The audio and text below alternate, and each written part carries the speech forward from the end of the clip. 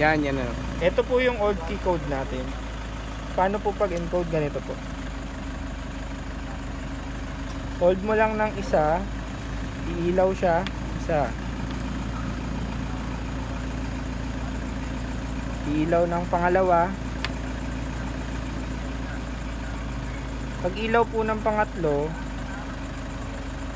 mag-i-encode na po tayo ng code. Ito po yung code niya. 1, 2.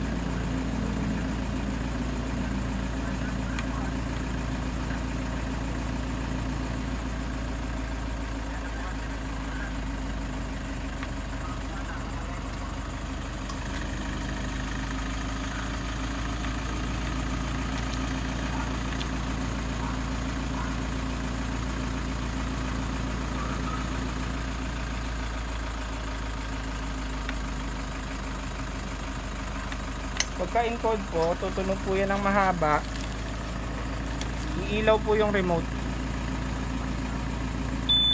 Ayun. Activated na po siya. Galing, galing. Ayan. Naka-silent lang yung motor mo. Oh, silent lang. Naka-silent lang. Gusto mo tanggalin ko yung silent? Sige na, tanggalin. Nakakuha